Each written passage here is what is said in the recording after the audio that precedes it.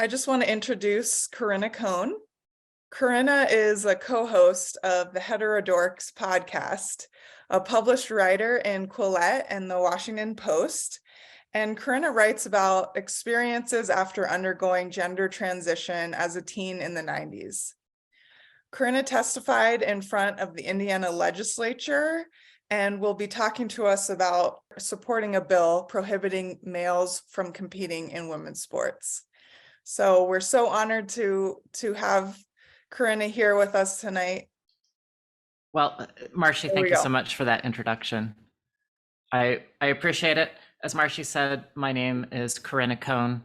I am currently 47 years old, but when I was 18 years old, for whatever reason, I thought that it was a good idea to start to pursue sex change, which is what we called it back then. In the introduction, it was called a gender transition. But I was young, I was maybe a little confused about what I was doing, but I started hormone replacement therapy, and at the age of 19, I had sex reassignment surgery. I have been undergoing estrogen treatment for close to 30 years now. Earlier this year, I testified before the Indiana House of Representatives first, and then later the Indiana Senate, on Bill HB 1041, which is a bill that restricts the participation of women in girls' sports for girls only. When the bill was introduced originally, it also applied to post-secondary education, but I believe that there was some sort of deal made with the NCAA that the NCAA would start to be more aggressive about or protect women's sports a little bit more. In return, that Indiana, which is NCAA is very tightly bound to Indiana. The headquarters are here. That Indiana would direct the bill for just the public schools in Indiana. So the legislature did pass the bill. The Republican governor, Eric Holcomb, vetoed the bill. His reason was that there just didn't seem to be enough of a reason or cause to pass a bill of this nature, and he didn't see that there was any evidence that there was a problem. The bill was overridden by the Indiana Legislature, so it did pass into law. And almost immediately, there were lawsuits filed by the ACLU. So it's tempting to characterize the issue of this type of bill, these sports bills, as Republican legislators who are trying to wage a war against marginalized people, trans people. But the ways that women and girls are affected by these types of bills, which open up participation of sex-based activities to anybody of any sex, uniquely affects women. These types of bills are often characterized as being against trans people, and they're really not. There is a sincere conflict of rights that we should be able to talk about in the media, about where the rights that women have fought for and have been able to achieve are at conflict with the rights that are people who are trans are making a assertion that they also have rights to have be in the same spaces and participate in the same activities.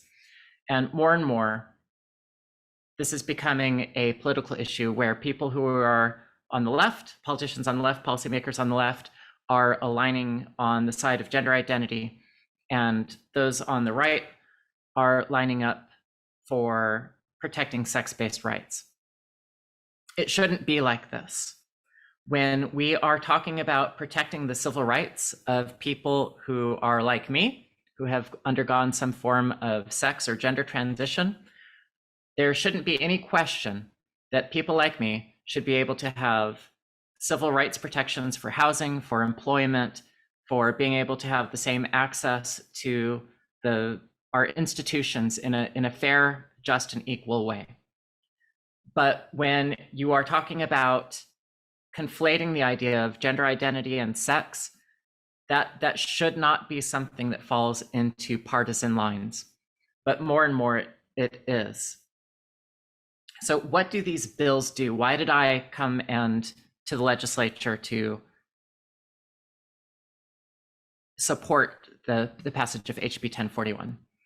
Well, I have girls who are close to me. I have girls in my family, and I know that there's something different about girls' sports from boys' sports.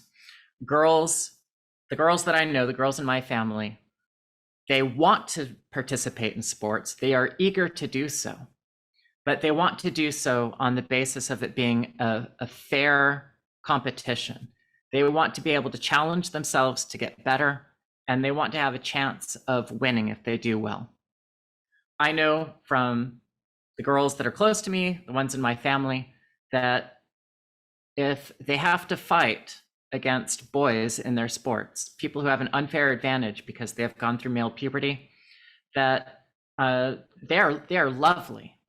They want everybody to have a chance to play, but they will quietly take themselves out of the sphere of competition if it seems like they won't have an equal shot.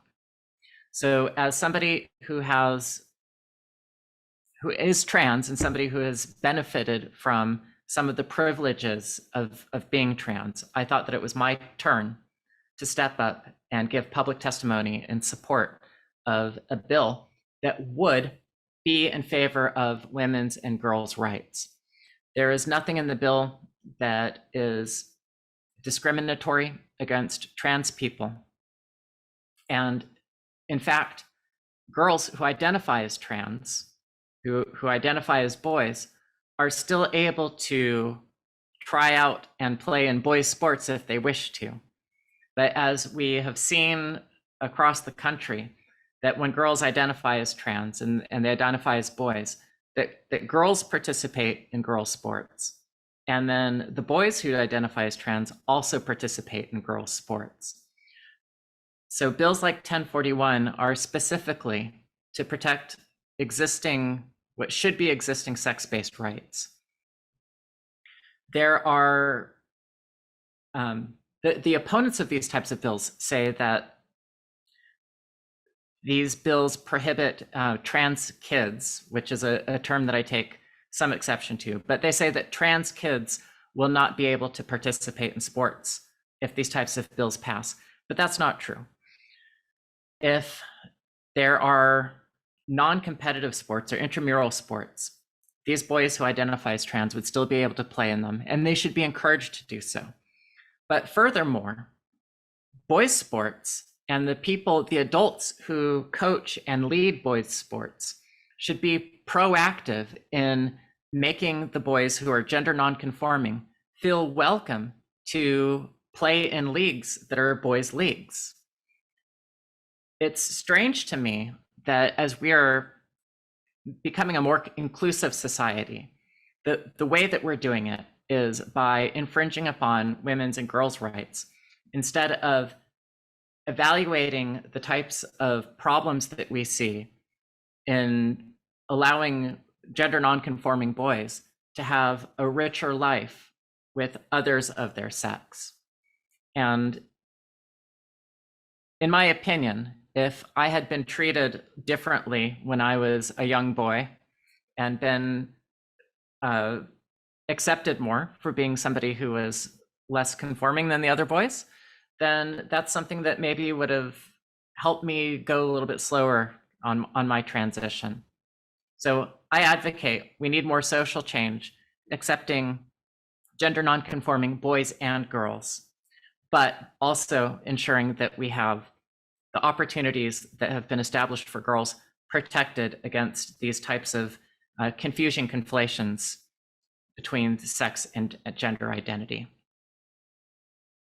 So when we're talking about adults competing at a collegiate or professional level, any male who has gone through male puberty has a distinct and permanent advantage over women and girls. I know that from firsthand experience because I've gone through male puberty. And although I have been on estrogen for 30 years, there is no way that I can get rid of the advantage that I have in my height. I am 5'10". I cannot get rid of the advantage that I have in my musculature or my skeleton. I can't get rid of the advantage that I have in having a larger lung capacity. It doesn't matter how many years that I've been on estrogen, and it doesn't matter what my testosterone level is. There are advantages that I will always have in sport. And what I understand and know, and what I encourage other trans people to recognize, other trans women, other males who identify as trans, is that we have these advantages. And that does not make us, it does not make us worse people, or it doesn't make us somehow subhuman for us to recognize that we have these advantages and to choose to compete against men instead of putting ourselves into places where we have an unfair advantage competing against women.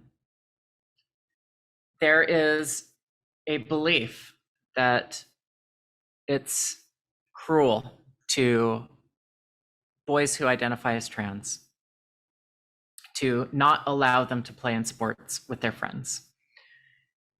And we are called upon to make a compassionate choice, to make exceptions for some of these boys who have been, in some cases, placed on puberty suppressing drugs.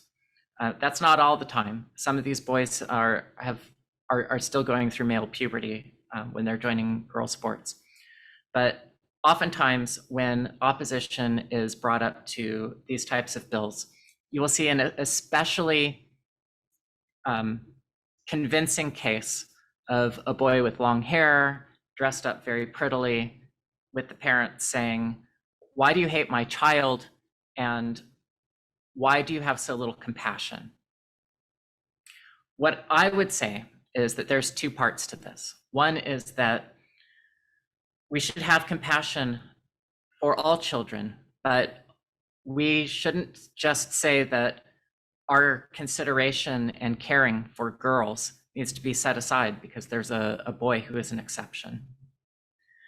We need to think about fairness, and making these types of special exceptions is not fair to all the girls who want to participate.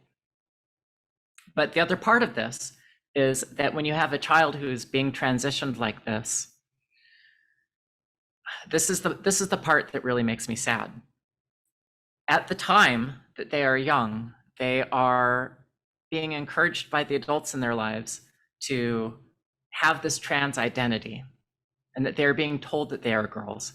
And these boys will believe what the adults are telling them, especially since they know that they're different from the boys around them. And when they are told that the reason that you're different from these boys is not because you're a different boy, it isn't because some boys are unusual and you happen to be one of the unusual boys. These poor children are being told, it's because you're a girl, and we're going to do everything that we can do to ensure that everyone treats you like a girl. These boys don't have agency in these conditions. And so we should have some compassion for them as well, because I believe that many of them are being used as tools by people who are trying to institute broader social changes that demand and require that we confuse the difference between biological sex and gender identity. I am absolutely confident that we are going to not stabilize around the idea of allowing boys to compete in women and girls sports. As more and more people consider this issue, regardless of what their political backgrounds are, left or right or Democrat or Republican, they understand intuitively that there is a deeply seated issue of fairness at play here. And while people may be pressured right now to say the thing that they believe is popular. Over time, as people consider the issue and they see the number of wins that males rack up against women accumulate, that people will reconsider the issue and that they will choose fairness in the long run. I believe that because I think that that's the only stable position. But it's going to take time to get there. And there are a couple of things ahead of us that we all have to consider as we're thinking about this issue.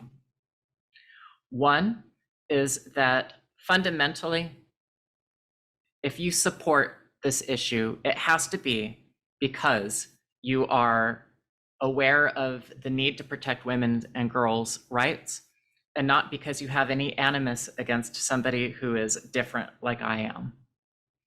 If somebody supports the types of bills that protect women's sports because they think that they're getting one over on somebody who's trans, those people cannot have a voice in the movement, in my opinion, because if that's allowed to happen, then the accusations that these types of bills or policies are based on hate will take a foothold. There will be merit. The second thing to consider is that right now, at the end of 2022, we are in an especially contentious period of time where there is a political difference on this issue, and people on the right are reflexively supporting these types of bills, maybe without even considering whether it's an issue of fairness or not, because people on the right are sponsoring these bills. And politicians and policymakers on the left are reflexively supporting the opposite sort of bills that destroy the differences between sex and gender. This time, I think, is going to pass, hopefully, but it's going to take the deliberate participation of people to reach across and persuade the people on the left. Unfortunately, that's just the dynamic right now. But we need moderates and people on the left to be able to say, this isn't about trans rights, this is about women's rights. And I will protect the rights of trans people in their civil rights without hesitation. But there are some places where there is a conflict in these rights, and we can't make women and girls a second-class citizen to account for some differences in society.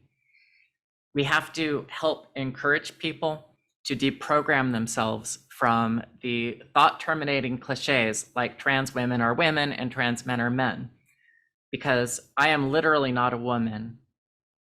No matter what estrogen I take, no matter what I look like, and no matter what it says on my passport, I'm not a woman.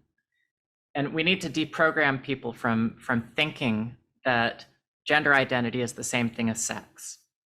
We need to be able to love people who are different like I am and make sure that we are included in society, but not to the extent where we forget the difference between biology and how we identify. So what I would encourage you to do, everyone listening, many of you, first of all, thank you for everybody who's come. Many of you, based on my experience, have likely not had these types of conversations with your friends or with your neighbors. What I would say to you is take advantage of voices like mine that say there is a difference of opinion in the trans community as to whether or not males should be allowed to participate in women's and girls' sports. It is not an issue that has to be broken down by political party or affiliation. And it does not mean that you hate anybody who's trans if you step up and you speak on behalf of women and girls' rights. I'm doing it. I don't hate myself and I don't hate other trans people. I'm speaking up because I know that doing so is the right thing to do. I have had pushback, but I have also found allies and I have found supporters, and you will also.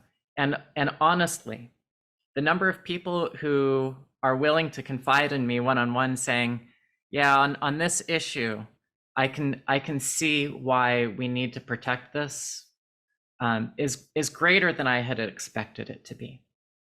Because as I said, people intuitively know that it's not right that we pretend that gender identity and sex are the same thing.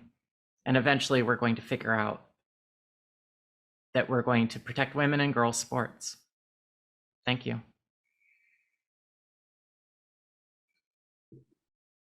That was awesome. Thank you, Corinna. Thank you so much. So at this point, if anybody has any questions, Kim, you want to take the first couple? Sure. And I want to encourage people to send them to us in the Q&A or on the chat, either one.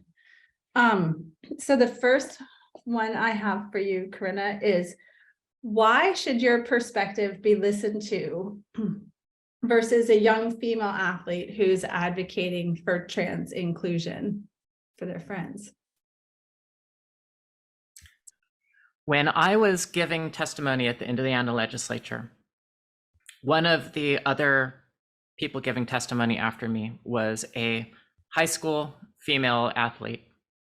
And she came up before the legislature and she made an impassioned speech to make sure that we were including her trans girl teammate in women and girls sports. Her argument was, it wasn't based on facts or logic, but it was based on a very deep passion for the justice of inclusion. So people should listen to female athletes when they are talking about this. But what I would say is that when you are young, and it's very important for you to have good relationships with your peers, that one of the things that you are called to do when you are young is make these types of expressions of justice and inclusion, even if it means self-sacrifice. And in her case, I believe it really is self-sacrifice. But it's more than self-sacrifice, because she's also willing to sacrifice all of the rights of her teammates to be able to get up and say that. We shouldn't discount voices that are making those sorts of calls, but we should try to persuade them that the rights that they are enjoying are ones that previous generations of women and men, but chiefly women, have fought to achieve. And that when you love your trans classmate and you want to do something for them, that there are other areas that you can fight for them in and still show their love without having to sacrifice everything that had been brought before you to be able to have this opportunity to have competitive girls sports. Thank you. Okay, I have one more. So why do you think there is a presumption that boys should be allowed into girls sports, requiring us to pass this legislation? Why do you think we are where we are in the legal sense? At some point fairly recently in time, the concept of gender identity was slipped into policy and law. It's been added as some sort of special category. As it happens, I have a definition from the Nevada's statutes of gender identity, because Nevada just recently, in the most recent election cycle, I think passed a sweeping law protecting on the basis of gender identity. The definition is gender identity or expression means the gender-related identity, appearance, expression, or behavior of a person, regardless of that person's assigned sex at birth. So there are a number of activist words in here, such as sex assigned at birth, because as we all know, sex is observed at birth. And 99.99% of that time, Sex is unambiguous, and the observation is correct. And then the definition also says gender identity is gender-related identity. Well, that's a circular definition. But activists have been successful at getting these types of definitions into law, even though they don't mean anything.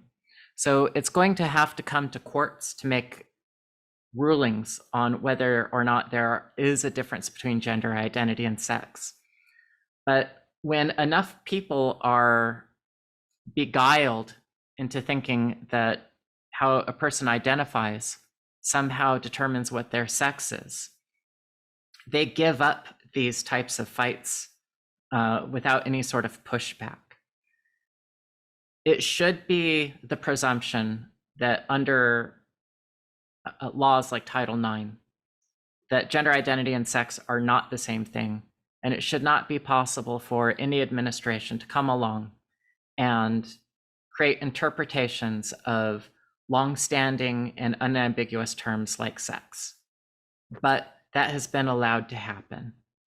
And unfortunately, that has left us in this position where, although the presumption should be that boys should not be playing in girls' sports unless there's a clear alteration in the law to allow it, we are instead doing the opposite, which is pushing back and trying to pass laws to clarify what everybody would have understood as a plain reading only 10 years ago.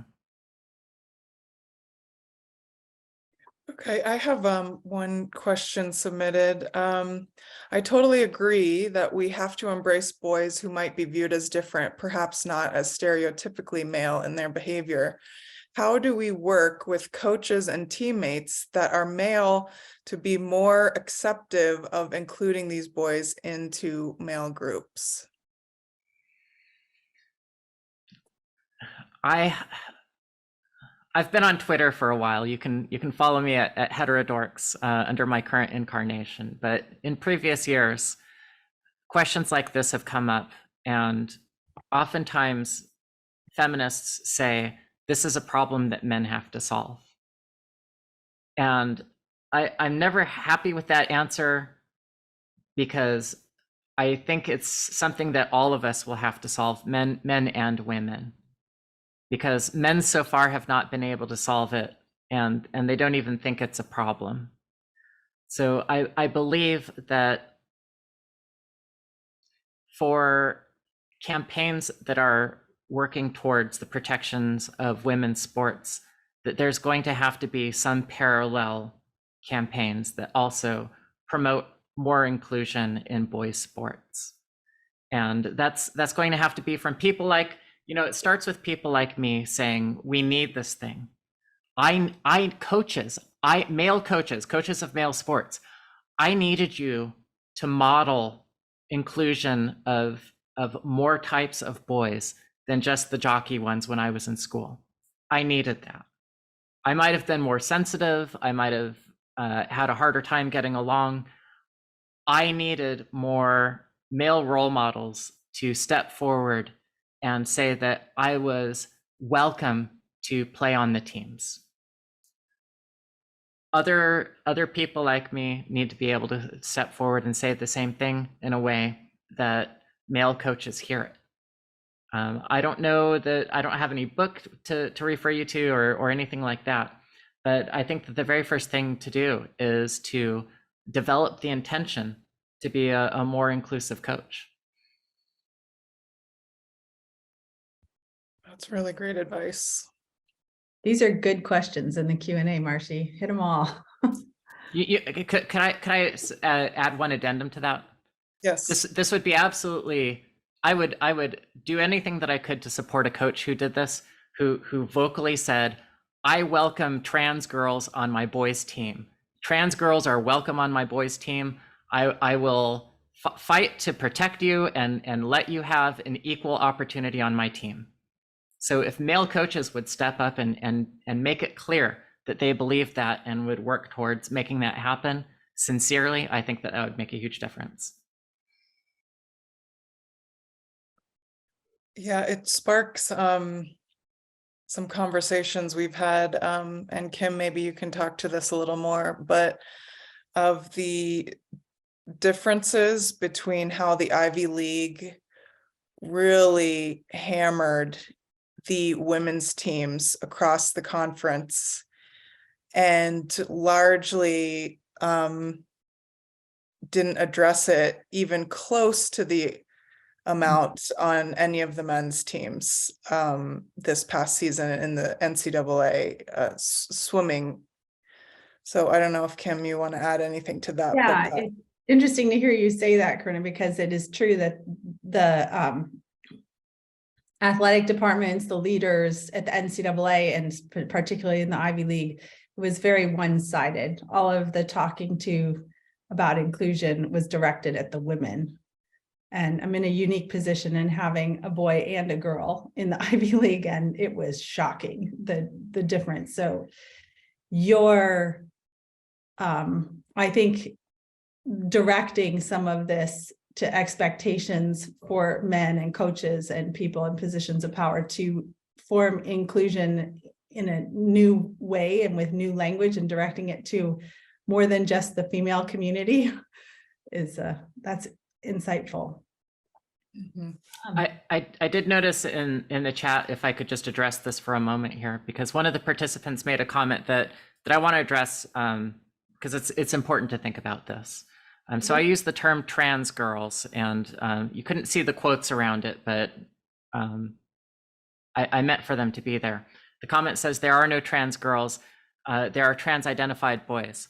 And as you may have noticed in the body of my talk, I didn't refer to anything such as trans girls.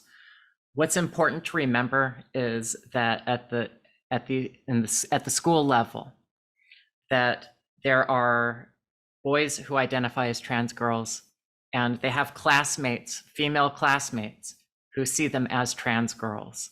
And when you're trying to fix something as broken as boys playing in girls sports, what I would encourage you to do is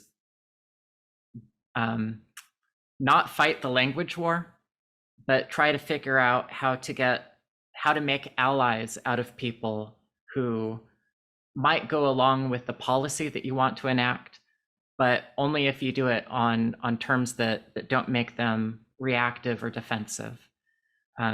Be tactical or strategic about your use of language, because if the only place that we can get to is having wars over the use of language, you might not be able to get the more important thing done. That's just my point of view. Okay. We have, regarding trans rights, are there some rights that I, as a hopefully thoughtful moderate, should be advocating for on behalf of trans people? Thank you for speaking. That's such a good question.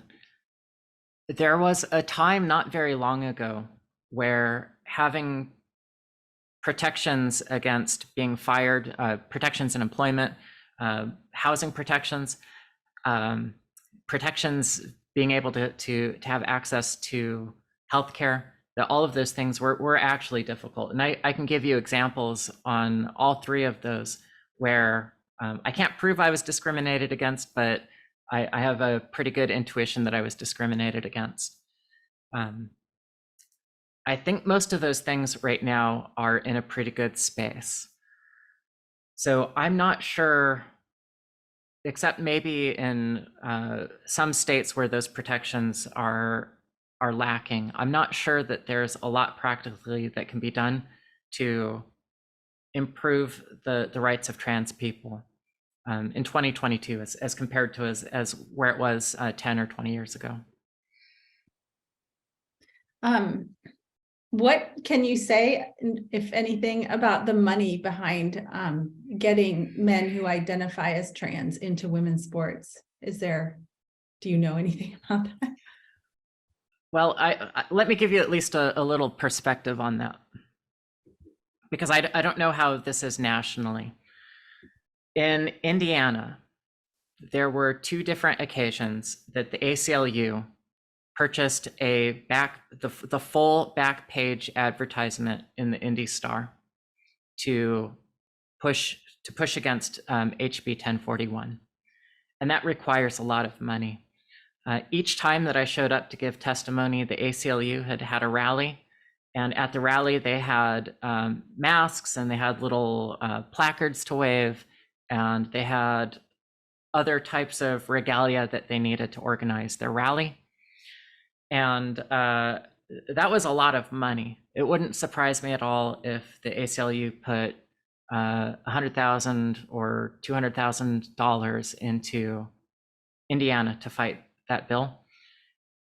That doesn't even include the staff that was dedicated to fighting HB 1041, which now was, litigation, right? Or the litigation, which just in Indiana, it would not surprise me at all if just the ACLU, between the litigation and all of the marketing that they did to oppose it, spend $1 million. Wouldn't surprise me at all. No. That's just one state. So, and that's just the ACLU. That doesn't take it into account the other organizations that would have been pushing back against HB 1041, and that doesn't count the other money that goes into politicians that do what these activist groups want. So, you know, I when I hear questions like that, I think sometimes the question is there a pharmaceutical company that's behind it, or are the Pritzkers behind it? In this case, I know the ACLU has spent lots and lots and lots of money, and if I help make it more expensive for them, good. Good. Okay, here's one more question. Why are trans women preferring the fight to participate while jeopardizing being accepted by women or belonging to that group? I talk about this in other forums, but this gets into a little bit of a spicy area. So I'm going to try to do the soft version of it here. But let me make a difference between the kids who are being transitioned by their parents and being raised to believe that they're girls. Let me set them aside completely and talk about athletes who are transitioning in the college level or older and playing in sports. When you are transitioning your sex, or you're trying to be in society as the other sex,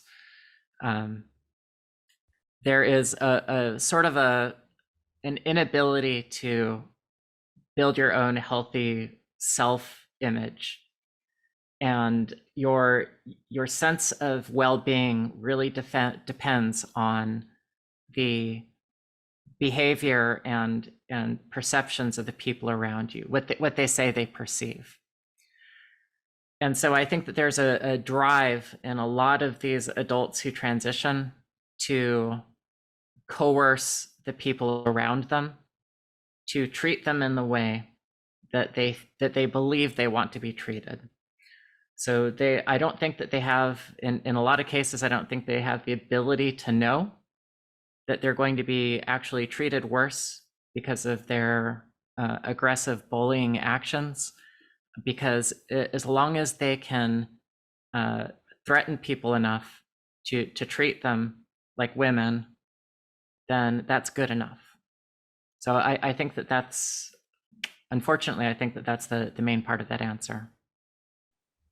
I just have one more question, like along those lines. I know that you and I've heard you speak on this before, and it was very helpful to me because we come across people who are completely captured or have a very close either family relationship or friendship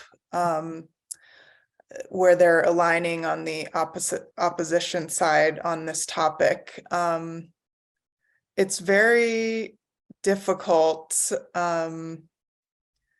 to kind of approach the conversation with that group. Do you have any insight on kind of the most difficult opposition people in our lives, particularly personal relationships. Do you have insight on approaching that topic, or is it something that we approach last, or you know, go ahead. This is only general advice that I've learned through, not through the trans stuff at all, just through my interpersonal relationships and hopefully getting slightly wiser in my age.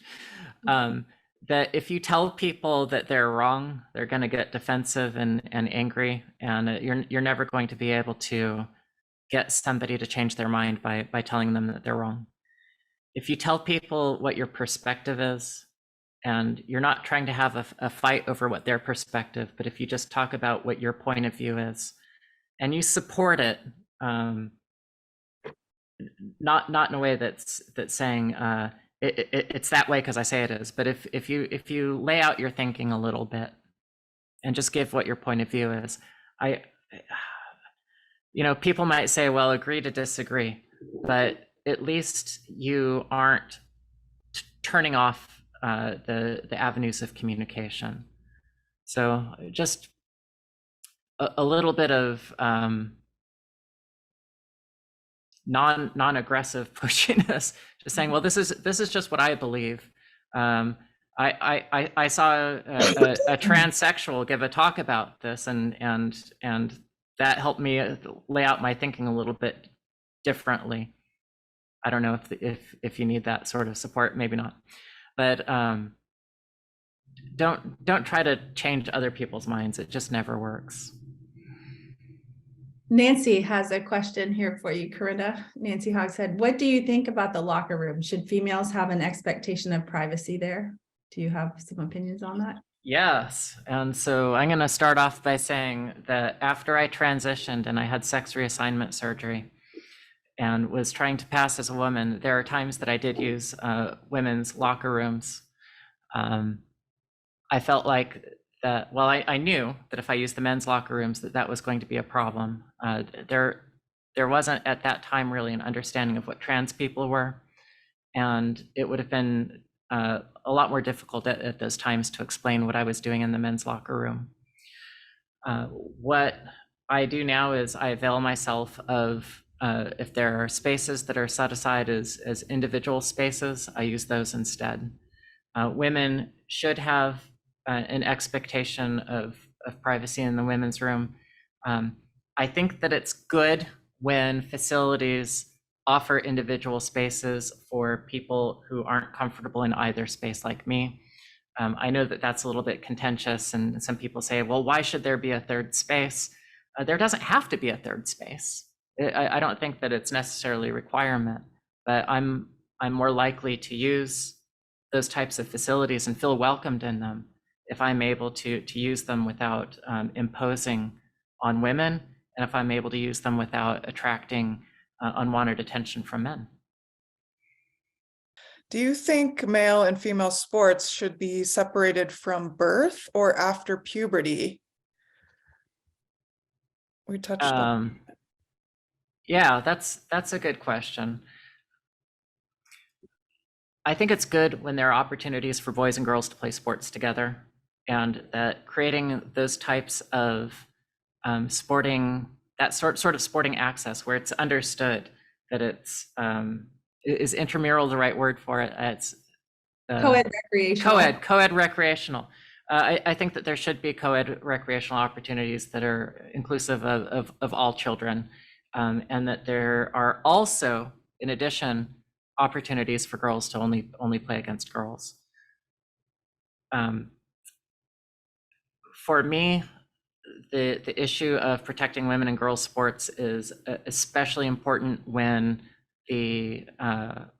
competition comes into it, and it's not just for exercise anymore, but it's actually, there's something on the line. That these girls do want to become champions, and that having boys participate actually does create barriers. We're seeing it happen. But I think for younger children, that there should be more opportunities for co-ed sports. Tina wanted a clarification if you're comfortable answering. Corinna, if there's no third space, do you still use the women's room? At this point, if there's no third space, then I don't use the facility. I either make a mess of myself and I'm sweaty and gross. That's what I do when I go do my tennis lessons. Sorry, not sorry. You know, when in the caveman ages, we were all sweaty all the time. So somebody will have to put up for a few minutes if I happen to be gross. And if there is an option to use the third space, then I do. Do you find in most public places that there is a third space? That, I mean, is this, I don't know, I've not paid attention. No, they're in newer facilities, they tend to have more third spaces, whether they might be family changing rooms or family or bathrooms, that larger bathrooms that they often designate as disabled bathrooms. But they don't tend to be sex segregated. Mariah has a question. Marcy, do you want to share? Thanks so much for speaking up. Speaking of aggression and bullying, have you given any thought to the relationship between male privilege, how men are raised to demand what they want and feel entitled to it, and those trans people's insistence on playing on women's sports teams? I know that that's part of feminist analysis. I don't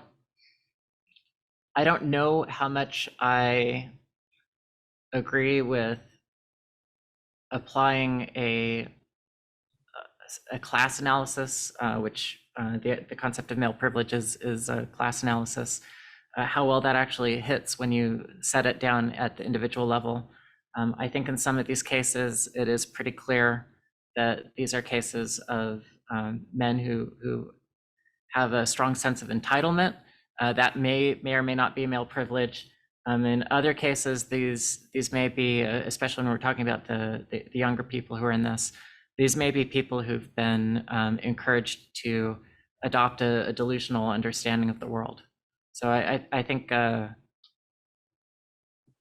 saying of individuals that they're exhibiting male privilege is fine. That's okay, but yeah, I don't have a hugely strong opinion on that.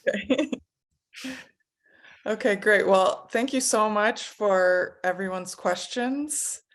We're just going to wrap up pretty quickly. And I just want to say thank you so much, Corinna. It's been so wonderful hearing from you. And we really look forward to working with you and in talking to sports governing bodies moving forward, and hopefully legislation, across other states as well. Oh, yes, please, if there's legislation in your state, if you are anywhere close to the Capitol, please go and sign up to give testimony. That's great advice. Thank you. Thank you, Corinna. Yeah, thank you.